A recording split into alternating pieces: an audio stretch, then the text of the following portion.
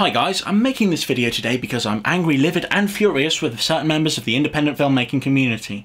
Now these people are generally people who've got high-end equipment and like good quality cameras like the Arri Alexa, the Red Epic, you know, the red one, or like the Blackmagic Ursa cameras, and they basically just parade around like little lords saying, "Oh, look at what Mummy and Daddy bought for me. You can't make a film on that." And I'm standing there with my Vivitar S1, you know, 128, you can tell I don't use this one, saying, "But I want to make a film on this!" And they're like, "No, you can't, because our camera's bigger and better than yours. You'll never make a film on that."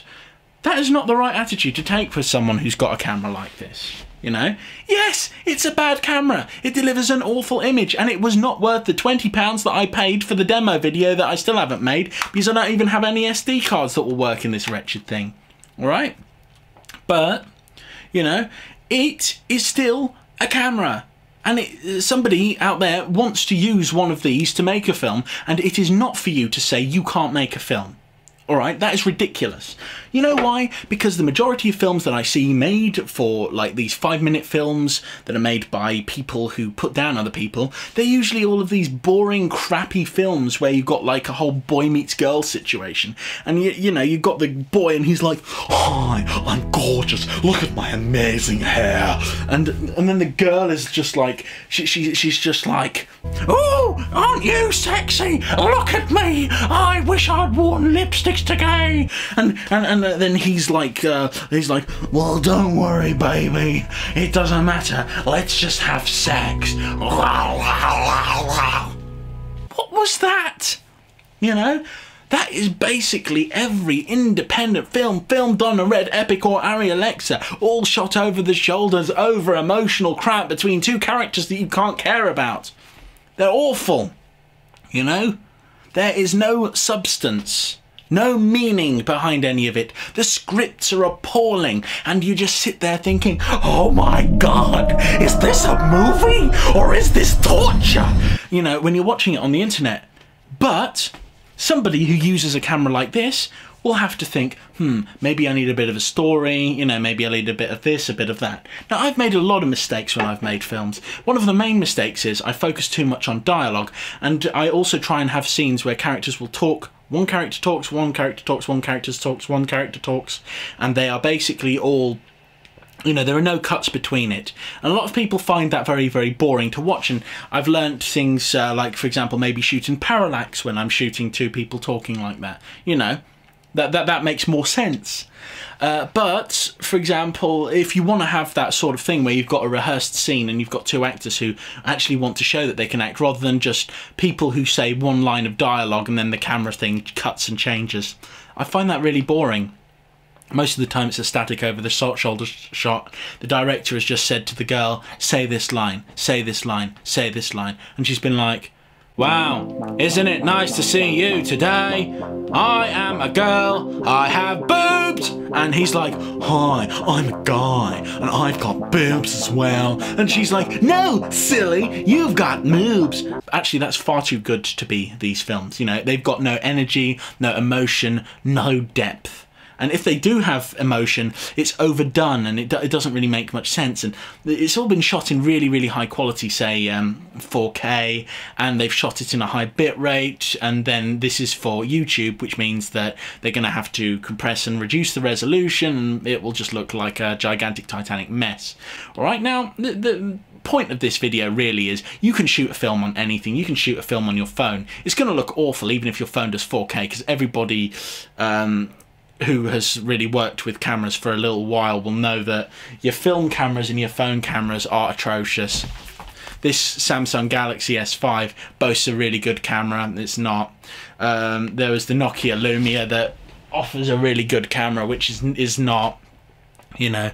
Now, one real point that I need to drive home here is that a lot of these people who make these kind of films, they don't actually know the difference, you know, with their optically between their films, which they're filming on a Red Epic or an Arri Alexa, and a You know, say for example my Olympus OMD EM1. I have used this camera and I've tricked people into, because it's got an internal stabilization system, I have tricked people into thinking that I'm using a Red 1 and a Steadicam with this. I have lied to them just to see whether or not they will believe me, and they've believed that footage from this has been filmed on a Red 1. This can shoot in not very good quality, really. It's designed as a picture camera. Olympus don't want this camera to be known as a film camera. You know, they want it to be a picture quality, and all of the design is basically about getting the most beautiful pictures. So, you know, you're not going to expect a good quality of film from this. In fact, it's lower quality than the 650D, which my friend's got. You know, it's I'd say it's about the same quality as my Lumix G5, but that's years and years old, you know. And on top of that, I'm shooting myself at the moment on an AF101E from Panasonic. This camera is about 3-4 years old now. You know, it's getting to the end of its usable life, and I've shot films and footage on this. I've boosted all the detail levels up, the vertical detail, you know, I've boosted your standard detail levels up, I've boosted all of the internal qualities. The dynamic range I've put up 2 notches, not 3, because 3 just looks ridiculous, and I've shot in 3200 ISO and got a really noisy image. Then I've just put a noise reduction thing over it, and I've when I've put it up on screen for people, I've said I shot this on the Red Epic, and they're like, my god, how long did they let you use it for, and where did you rent it from, and everything like that. And it's just like, I didn't do that. I just boosted my settings and I made a noisy image, and then I cleaned it all up and fixed it in post. You know, I just worked a little bit for the image, you know. And these other people, they don't really work for the image. They just put it on, freaking, I don't know, Magic Bullet it. They throw Magic Bullet on, throw a lookup table over the entire film, and they're like, oh, my film looks cool and cine-style. It makes it so good. And, you know, as a filmmaker, it baffles me. One of the problems I have with resolution with film is, just because a piece of film is a high resolution doesn't mean it's good quality. When you're using a camera like a Red Epic, you're going to get good quality out of the high resolution stuff which you're filming. You know, the 4K is going to look amazing on that shit. You know, it's going to look really, really good, because the camera is designed for film. You know, it's designed to shoot in a high resolution. To be honest, if you're going to shoot any sort of film, I don't like the whole downscaling thing, because you are losing massive amounts of image quality when you downscale from 4K to 1080. So shoot your damn project in 1080, mate. You know, it boggles the mind, because when you actually get close enough to the screen to see the differences and the problems that it causes, you'll start thinking, maybe I don't want to do high definition in this way. It's like, for example, the Lumix GH4 camera. Oh my god, that's a 4K camera. You know what? If you shoot in 1080 in that camera, you're going to get a much better image if you shoot in 1080 than if you shoot in 4K and downscale to 1080. You know, the 4K in the camera's not even that good, you know. You don't need it. It's ridiculous. What people think is the requirement for making a good film. You don't necessarily need a good camera. You don't need good lights. All you need is drive and ambition. And it's like, I started off with a series called Chanwara Space Adventure, which is the most awful thing in the world. Oh my god, looking back on it, it's putrid and vile. And I went about it all the whole wrong way. First problem, it took me ages to introduce my first characters, you know, the main characters of the series, and I introduced them through what other people were saying. It was kind of boring. It was just people talking to cameras all most of the time. Very boring. Secondly, all of my scenes were just dialogue like that. 2 people in a room, static camera shot, because I had no one to operate a camera. You know, I learned a bit. I made episode 2. And I lost my will to live on that series, because so many people were coming on board, so many people were dropping out. I couldn't rewrite the scripts consistently, and it was beginning to get to me. I've still got loads and loads of footage which I got saved up from the series, and some of it is really good. Some of my favourite stuff I worked on was with Nick Rogers, who went on to do one of the voices in the Max Hatter Chronicles. Definitely something to check out. But the thing is, it's like, when you're working on small series, which are really small time stuff, you kind of lose a lot of your drive when you have people come and say to you, you're never going to be able to make a film. You know, I've sat there and I've made a lot of films. I've done filming work with the BBC Three. I've done filming work with a lot of independent companies, and I've you know, I've done music mainly for some huge companies. I'll do a little link to me music channel, so check it out if you can be bothered to watch this far. But what I'm trying to say is you can use any equipment that you want to make a film. It's always good to have better quality equipment. Yeah, that's always positive. But you can still make a film with crap quality equipment, and even if it's a crap quality film, you're going to learn from it. If you listen to what everyone says when they put you down all the time and they say you can't do this, you can't do that, you're gonna really lose your mind. And you know what? I know a hell of a lot about cameras from just studying in theory, and I learned a hell of a lot about different lenses and all the different sort of things that you need to know in the industry to be really good at filmmaking. I don't have a very high quality camera because mummy hasn't bought me one. You know, I've earned this camera. The camera I'm shooting myself on, you know, I earned the 16 grand's worth of lenses that I bought. I went out there and I sweat blood for it, you know, and I earned it on the minimum wage, you know, and I saved up, and it was hard. I have had a very hard time trying to save my way up. Do you know how much my YouTube channel gets me every month? Over all of my YouTube channels, which is about 60,000 views a month, because no one really cares about me in terms of like watching my videos regularly and stuff, and some of my videos just so happen to go a bit mini viral stuff, which is nice for me, and I like that.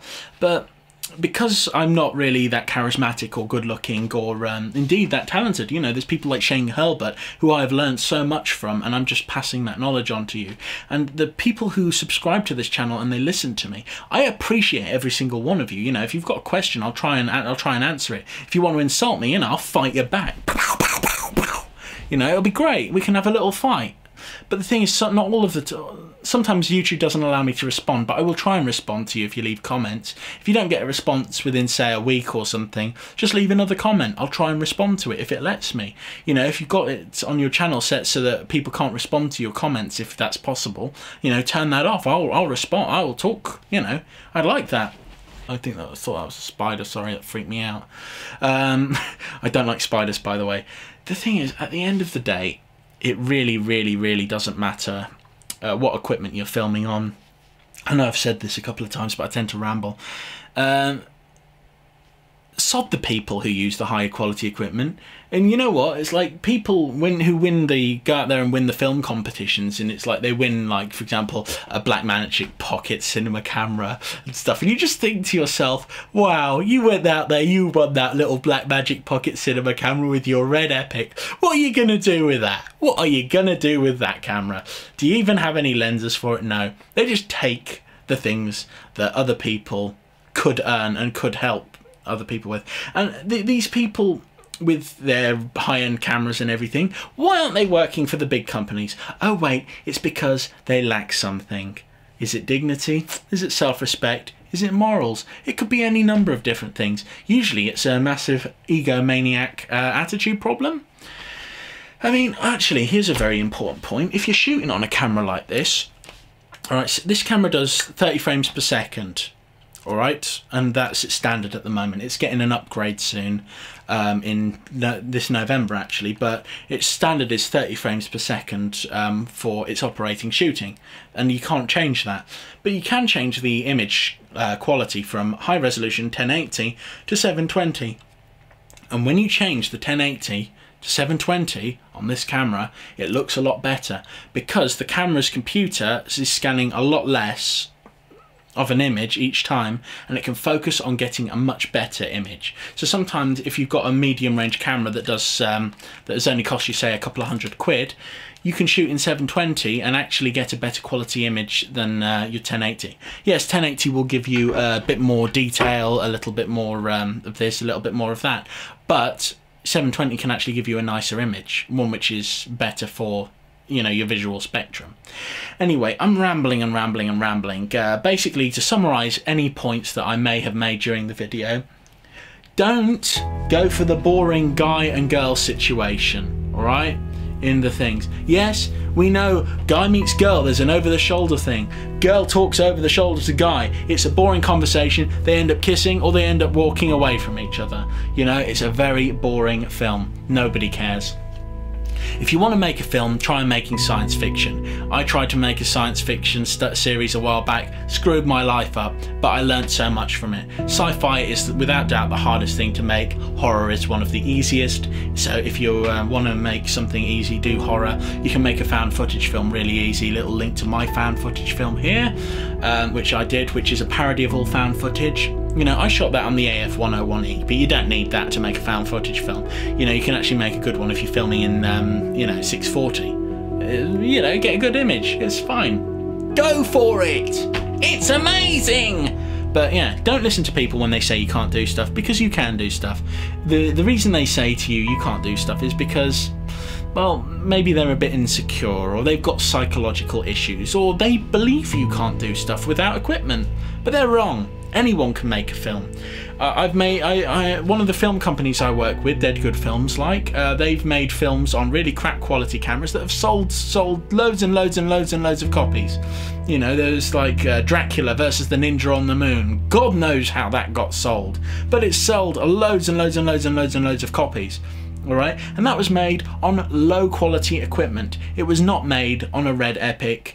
You know, the Curious Case of Benjamin Button was not made on a Red Epic. That was made using the Viper film stream camera from Thompson, Grass Valley, and that shoots in 720. So the workflow for that film was 720, and yet it was regarded as one of the finest films in terms of imaging and cinematography that has been seen in a long time when it was released, so should I say. I don't want to cross over my facts and get them wrong, but basically what I'm trying to say to you is, don't let people tell you can't do something, because you can. It's that simple. And anybody who says that you can't is a total idiot. You know, and they're just trying to ruin your life, so ignore them and just do it. Go out there and make a film. If it's crap like my Chanwara series was, if it is really crap like that series was, it doesn't matter, because in a couple of years' time, a couple more years of sweating and bleeding, give it 6, 7 more years, you'll be where I am today. A much better camera, talking to some people and saying, hey, you can get here. You know, and in a couple of years I'll be higher up. I'll be working with better people. You know, I've worked with the BBC now. I've worked with a lot of independent film companies. I've released countless ridiculous films. You know, it's a wonder I'm still alive, really. The workload is so high. I'll put a link to my IMDb, you'll see what I mean, because I do so much in terms of musical composition. I can't read music, but I can write it. And the thing is, I get hired to do things. And there's a lot of people out there who use Red Epics and Arri Alexas that mummy and daddy bought for them. They ain't getting hired to do shit. You know? And I've got, what have I got? I've got an AF-101E, a busted old bit of kit that nobody wants to use. Oh wait, people have used it. You know, that's actually getting more use than some of these Red Epics. This camera I use for my videos, which I put on the internet. I use this camera for filming things. I haven't done any corporate video stuff because, well, I've never actually been able to get into the whole corporate video thing. Not that I really know what corporate video stuff is, but I've made a lot of stuff on this camera and it served me well. And you know, I made a lot of stuff on my Lumix G5, it served me well. And my Panasonic's HDC SD60, I think it was, which came before that I filmed Chanwaras on in SD, that served me well as well. All of these cameras have been decent, and they have all managed to give an image which has been alright, and you can tell what's going on screen. So you know what, go out there, make a goddamn film. You know, even if you're using your crappy phone camera, go out there, film something today. You know, and then you'll be able to say, I went out there and I filmed it, not someone said I could never do this, and I can't. I just can't. Because you can. And that's my final word on it. See you later. Bye.